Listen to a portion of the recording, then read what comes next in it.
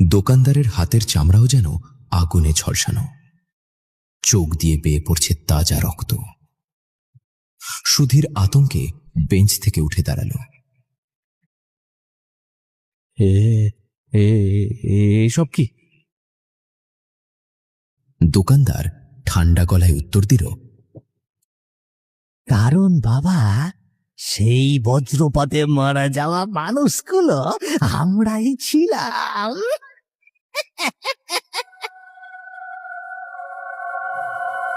দোকানের সব লোক একসঙ্গে সুধীরের দিকে তাকালো। তাদের ঠোঁটে ধীরে ধীরে ফুটে উঠল এক অস্বাভাবিক ভীতিকর হাসি।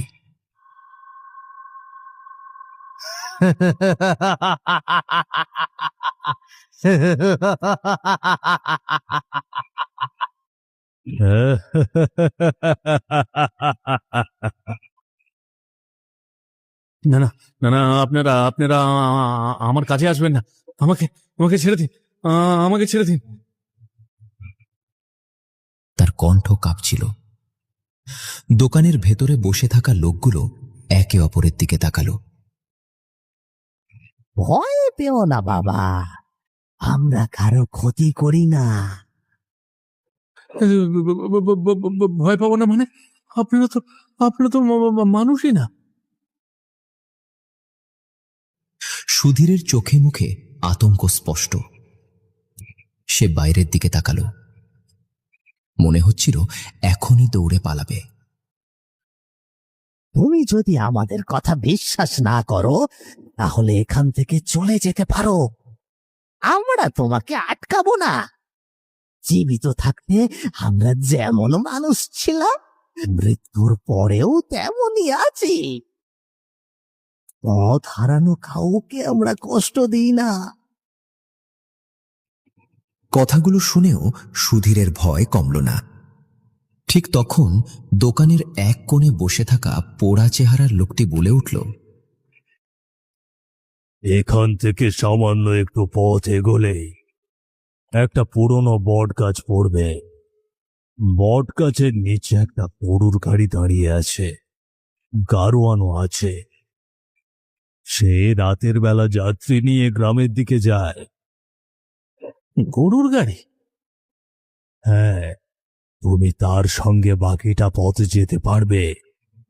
তোমার মামার বাড়ির রাস্তা সে ভালো করেই চেনে। বাইরে তখনও ঝমঝম করে বৃষ্টি পড়ছে। সুধীর শান্ত গলায় বলল, আমি কি সত্যি নিরাপদে যেতে পারবো? ভয় মানুষকে ভুল পথ দেখায়। সাহস রাখো, সামনে এগিয়ে যাও। সুধীর ধীরে ধীরে মাথা নাড়ল। বের হওয়ার আগে একবার পেছন ফিরে তাকাতেই দেখল দোকানের সবাই তার দিকে তাকিয়ে আছে। তবে এবার তাদের মুখে কোনো হাসি নেই, আছে অদ্ভুত এক বিষণ্ণতা। আর এক মুহূর্তও দাঁড়াল না সুধীর। বৃষ্টির মধ্যেই দ্রুত হাঁটতে শুরু করল। কিছুক্ষণ পর দূরে একটি বিশাল বটগাছ চোখে পড়ল। গাছের নিচে সত্যিই একটি গরুর গাড়ি দাঁড়িয়ে আছে। গাড়ির ওপর টিমটিম করে জ্বলছে একটি হারিকেন, আর সামনের আসনে বসে আছে এক বৃদ্ধ গাড়োয়ান। সুধীর কাছে যেতেই বৃদ্ধ লোকটি বলল, চায়ের দোকানের লোকেরাই তোমাকে পাঠিয়েছে, তাই না? সুধীরের বুকের ভেতর আবার ধক করে উঠল, কারণ সে এখনো বৃদ্ধকে নিজের পরিচয় পর্যন্ত দেয়নি। সুধীর কোনো কথা বলল না। সে চুপচাপ গরুর গাড়িতে উঠে বসল। বৃষ্টির ফোঁটাগুলো তখনও পড়ছিল টুপটাপ করে। গাড়ি চলতে শুরু করতেই সুধীর আর চুপ থাকতে পারল না। আচ্ছা, আপনি ওই দোকানের বিষয়ে কি জানেন বলুন তো? অনেক বছর আগে ওই জায়গাতেই একটা চায়ের দোকান ছিল। এক বর্ষার রাতে ভয়ঙ্কর বজ্রপাত হয়েছিল। দোকানদার সহ ভেতরে থাকা সবাই মারা যায়।